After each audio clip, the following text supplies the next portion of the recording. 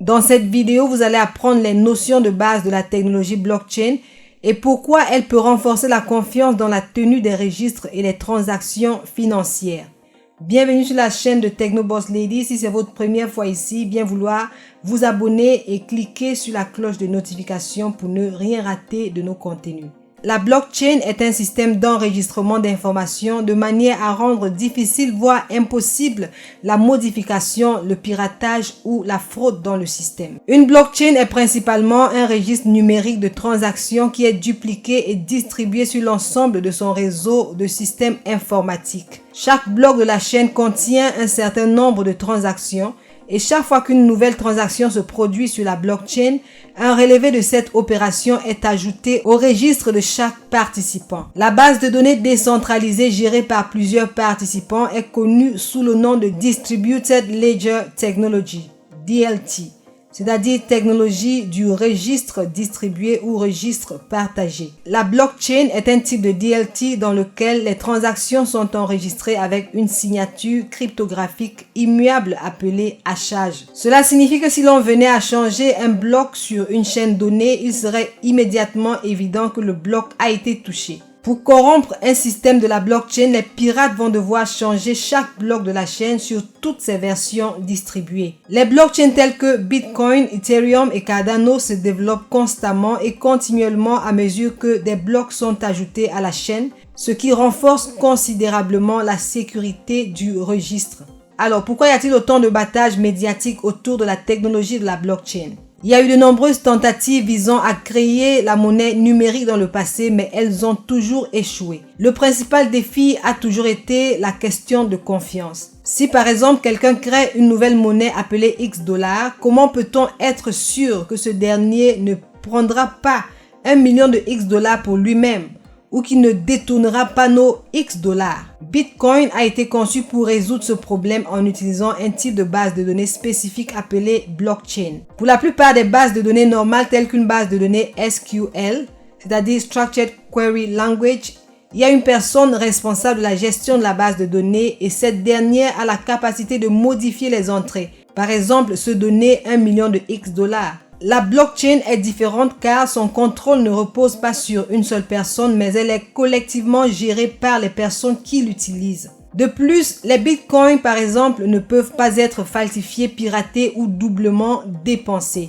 Toute personne en possession de cette monnaie peut donc être rassurée qu'elle a une certaine valeur. Comment une transaction entre-t-elle dans la blockchain? Avant qu'une transaction ne soit ajoutée à la blockchain, elle doit être authentifiée et autorisée. Une transaction doit passer par plusieurs étapes clés avant d'être ajoutée à la blockchain. Aujourd'hui, nous allons nous concentrer sur l'authentification à l'aide de clés cryptographiques, l'autorisation via une preuve de travail, le rôle du minage et l'adoption de protocoles de preuve d'enjeu dans les réseaux blockchain les plus récents que celui du Bitcoin.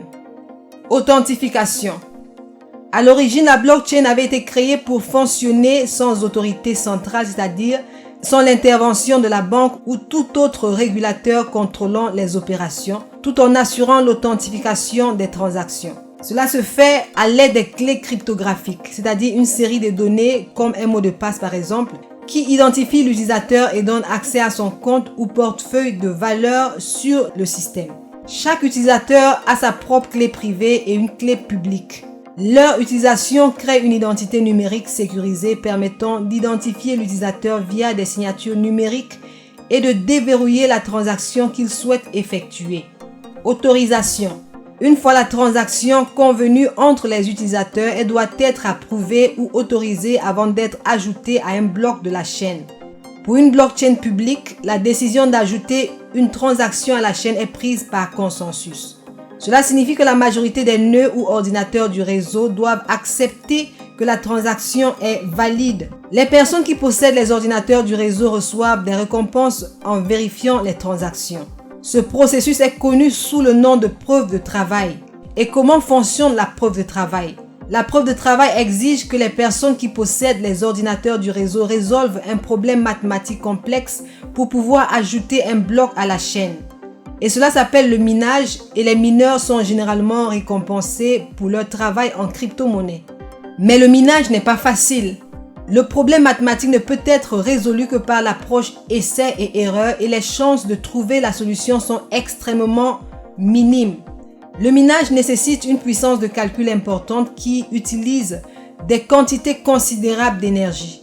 Cela signifie que les récompenses pour entreprendre un minage doivent être supérieures au coût des ordinateurs et au coût d'électricité pour les faire fonctionner, car un seul ordinateur pourrait prendre des années pour trouver une solution au problème mathématique.